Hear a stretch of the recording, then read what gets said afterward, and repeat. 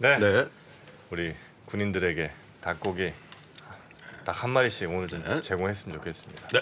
자, 그러면 우리 박병장님, 박병장님. 예, 네. 박병장님 모시 병장제 되시죠? 네. 네, 어서 오십시오. 어서 오세요. 안녕하십니까. 네. 네. 박병장. 아 진짜로 옛날에 군 시절 때 박병장 뭐 이렇게 별명이 약간 좀 있으셨겠다, 그죠? 발음도 굉장히 어려웠고요. 네. 네. 제대하고 나서는 제가 네. 소개를 육군병장 박병장입니다. 그럴 것 같아. 항상 그렇다니까. 그렇게 소개를 많이 했습니다. 박병창 병장님.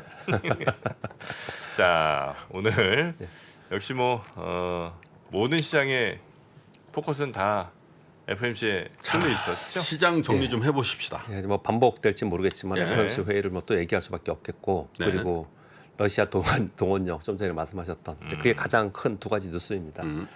일단 최악의 시나리오로 나온 것은 아닌데요. 예, 그러니까 여하튼간에 마지막에 하락을 해서 장중에 뭐 왔다 갔다 했습니다. 그런데 이제 마지막에 하락을 이제 막판에 하락을 했는데요. FOMC 결과 전에 강보합권에 계속 있었어요.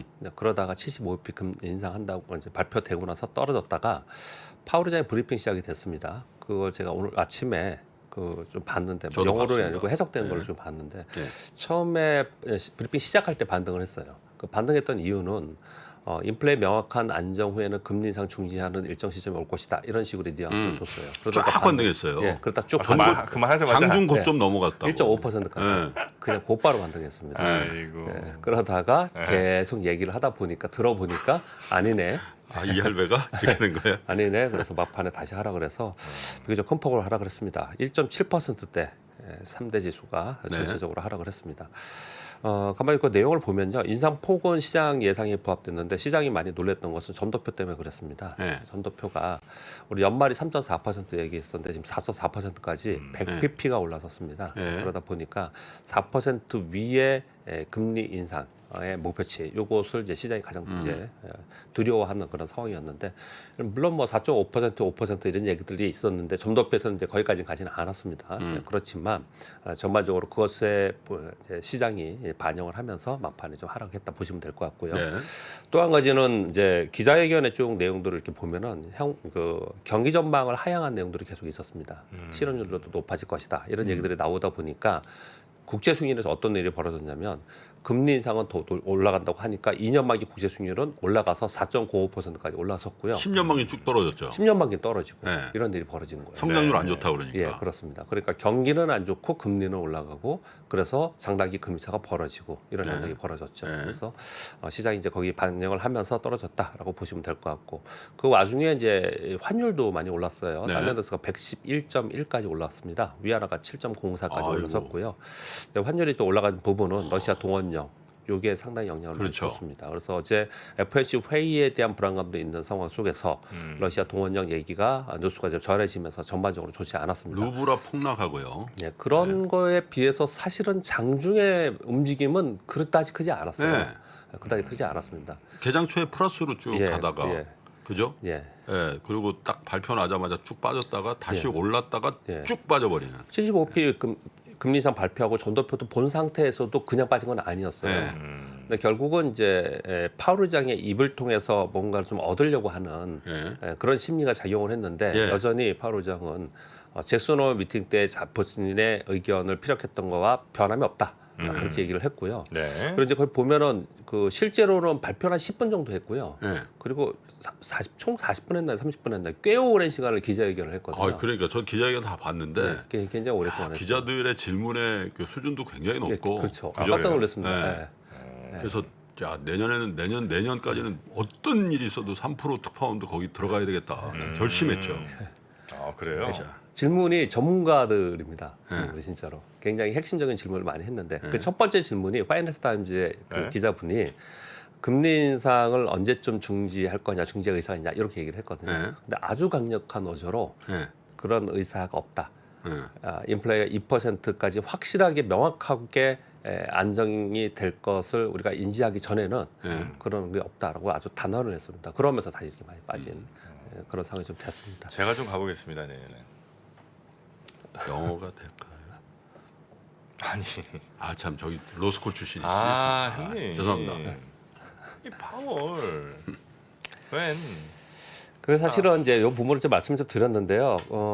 시장에서 생각했던 거에서 그 위로 올라간 부분은 점도표의 부분. 네. 그리고 경기 침체를 좀 어느 정도 허용하는 부분 정도는 좀 있었지만은 사실은 지난번에 재수능 미팅 때 나온 거하고는 거의 좀 비슷했어요. 그렇습니다. 그렇기 때문에 네.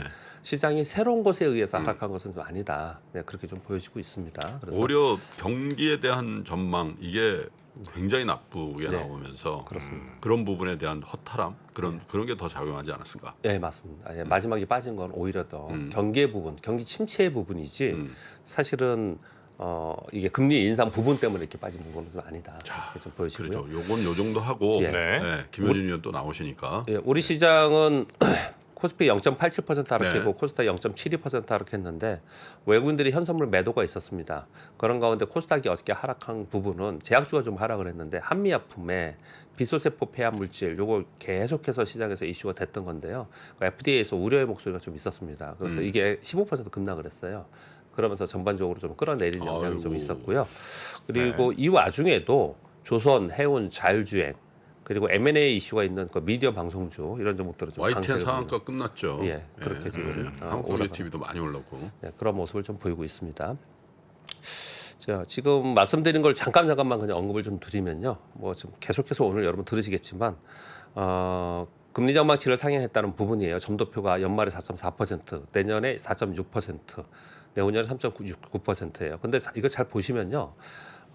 이번 점도표를 보고 그리고 8호장의 그 기자회견 여러분 한번 시간 되실 때 한번 이렇게 들어보시면 그 뉘앙스는 계속해서 올리거나 내년에 계속해서 올린 상태에 있을 것이라는 쪽에서는 아니에요. 사실은 가만히 들어보면요. 네. 그러니까 이번에 올려서 일정 시점에서 중지를 할 것이고 그리고 내년 후반기에 들어서는 인하할 개연성이 상당히 있는 뉘앙스에 저는 그렇게 좀 들렸거든요. 네. 그래서 이거 왜 이렇게 말씀을 드리냐면은 시장에서 그 중간에 제가 빨간 것으로 써놨는데 시장이 그러면 어디쯤에서 우리가 진입을 해야 되느냐 또는 계속 떨어지는데 어느 쪽에서 좀 이제 그만 떨어지겠냐 이런 게 궁금하시잖아요. 근데 그것은 실적에 하향하는 전망이 바닥을 치고 더 이상 그 하락폭이 줄어드는 순간이 있어요. 네. 그런 순간이 되든지 아니면 금리 인상의 정점의 선반영 시점이 좀 돼야 되거든요. 그래서 만일 내년에 지금 아직 멀었지만 지금의 아무튼 FOMC 회의가 끝났기 때문에 설명을 드리는 건데 내년 하반기에 금리를 상반기에 올리고 하반기에 인하될 가능성이 있으면 주식시장은 선반영 가능성이 있습니다. 좀 장기적으로는 그런 뉘앙스가 있었다는 말씀을 좀 드리는 거고요. 근데 이제 시장이 하락한 건 지금 김프로님 말씀 주신 것처럼 실업률이 내년에 3.8%, 내년에 4.4%까지 용인한다라는 거예요. 4.4%까지 얘기를 하고 있고요. 특히 GDP 성장률을 전에 FOMC 회의할 때 1.7% 예상했었거든요. 근데 0.2%로 대폭 낮췄습니다. 네, 그러면서 야 이거 경기 침체를 용인하면서 경기 침체 가는 게 아니냐. 이제 그것이 시장에 반영되었다. 즉 그래서 시장 소프트 전체는 랜딩이 없을 것이다라고 예. 생각하게 해준 거죠. 그렇습니다. 그래서 이제 하드 경기 침체 쪽으로 시장이 반영을 했다라는 게 지금의 이제 상황인 것 같습니다. 덜컹덜컹 거릴 거다. 예. 이렇게 얘기한 거죠. 네. 올해 FOMC 회의는 11월, 12월 두 번 남았습니다. 네. 그러면 이제 연말 목표치 지금 점도표 기준으로 볼 때 4.4%이기 때문에 50pp를 두 번 하든지 75pp 한 번, 50pp 한 번 네. 남았다는 게 시장이 반영이 되고 있는 거고요. 그래요. 이게 BOJ 회의가 있는데요. 요건 지금 빨간 것으로 제가 써놨는데 왜 그랬냐면요. 지금 엔적 굉장히 골치 아프잖아요. 그래서 요번에 일본은행에서 금리를 혹시 건들든지 아니면 다른 정책이 나오는지 이거 굉장히 중요할 것 같습니다. 왜냐하면 엔화의 움직임이 나타나면 달러인더스의 움직임이 나타나기 때문에 우리 환율에 영향을 주기 때문에 이 부분이 어떻게 나오는지 이것도 좀 살펴봐야 되는 일본 내용이고요. 열도가 싱크하고 있다는 얘기들을 해요. 예, 지금 엔화를 보고 있으면. 네. 그러고 있습니다. 그래서 지금 아무튼 FOMC 변동성 이제 FOMC는 끝났습니다. 그러면 이제 변동성이 좀 있겠죠. 그 후폭풍이 있겠죠. 그 이후에는 전체적인 흐름은 경기 지표와 인플레 지표에 따라서 등락하겠죠. 당연히 뭐 이렇게 하겠죠. 그런데 이제 단기적으로는 이제 3분기 어닝 시즌에 들어갑니다. 그래서 우리 시장도 어제도 말씀드렸지만 그 어닝 전망에 따라서 주가 등락이 굉장히 심해요. 그래서 이제부터는 좀 실적을 바라보고서 개별 종목 위주로 좀 가야 된다. 이렇게 좀 그래요. 말씀드릴 수 있겠습니다. 네.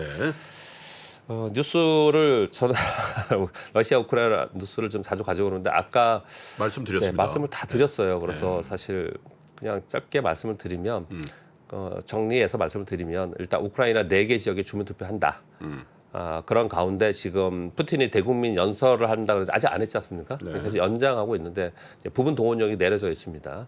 그러면서 러시아 전역에서 지금 동원령 반대 시위가 있고 국외 탈출이 러시아가 있다. 이런 뉴스도 좀 나오고 있는 상황이에요. 그래서 이건 이제 어떻게 들으면은 정말 진짜 극한으로 가는가라는 생각도 들을 수 있고 뭐든지 좀 극한으로 가면은 조금 더 끝이 가까워질 수도 있다라는 해석도 좀 할 수 있는 거거든요. 그래서 그런 부분들을 좀 이 뉴스는 굉장히 중요합니다. 이게 지금 러시아 우크라이나 전쟁은 FOMC 회의 때도 파월 의장도 그러지 않습니까? 물가도 그렇고 경기도 그렇고 러시아 우크라이나 전쟁이 영향이 굉장히 크다.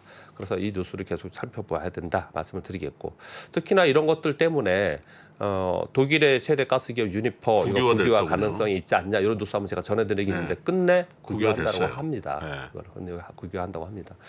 근데 이게 굉장히 좋지 않은 겁니다. 이게 국유한다는 거. 물론 이번에 어려움을 탈출구를 찾는 것에 성공적일 거예요. 이렇게 하면은 그런데 민간 기업이 좋지 않아서 국유화한다라는 거는 역사적으로 볼 때 좋지 않은 상황에서 아니, 당연하죠. 근데 저희 국유화 안 할 수가 없는 게 그렇죠 해야죠. 저걸 하면 저 민영 기업을 통해서 나오는 가스료를 그냥 100% 국민들이 네. 감내해야 되잖아요. 예. 그렇게 하면 이제 난리 나니까 안 되죠. 예. 저 망하잖아요. 네네. 그거 안 하면. 네. 그래서 한전이 지금 40조 적자잖아요. 네네 올해. 맞습니다. 네. 사실 저런 거 똑같은 거예요, 사실은. 맞습니다. 민간 기업화 해놓고 40조 적자를 보게끔 하는 거지. 왜냐하면 이게 주주가 있는데 네. 저거 그러니까 지금 유럽 상황이 굉장히 좋지 않다라는 네. 걸 단적으로 보여준다 이렇게 좀 뉴스를 전해드리고 있는 거고요. 네. 한국경제연구소에서 무역 수지가 외국인 주식 매매 행태에 미치는 영향이라는 보고서가 나왔어요. 근데 우리 아는 얘기지만 숫자가 직접적으로 나오면서 확연하게 이걸 보여주고 있습니다. 무역 수지 적자가 되면 원화 가치가 하락하고 그러면 외국인들 순매도가 나오면서 결국은 무역 수지가 외국인들 순매매와 그리고 주식시장의 영향이 굉장히 크다라는 게 이제 숫자로 다음 달에 무조건 발표했어요. 빠진다라는 통계죠, 저게. 예, 이게 얘기가 계속 이제 나오고 있는 상황인데요. 근데 지금 이제 무역 수지의 이제 지표를 발표하는 정책 당국에서 이런 얘기를 합니다. 지난 2개월 동안 계속 어떤 얘기를 했냐면 지금 굉장히 안 좋은 상황이잖아요. 그럼에도 불구하고 어떤 얘기를 했냐면 중국이 지금 봉쇄령을 계속 하고 있잖아요. 그 영향이 크다라는 얘기를 계속 하고 있습니다. 그래서 중국 봉쇄령의 변화 이 부분이 우리나라 무역 수지의 변화 가능성도 있기 때문에 이것도 우리도 또 체크를 좀 할 필요가 있습니다. 네. 그리고 지금 환율 때문에 여러 가지 뉴스가 많이 나오고 그러지 않습니까? 그런데 이데일리에서 이런 뉴스가 좀 있었습니다. 해외 투자 자금으로 넘치는 환전 수요라는 제목인데요. 국민연금이 연간 300억 달러 넘게 환전을 한다고 합니다. 환오픈 전략이기 때문에 그렇게 지금 하고 있고요.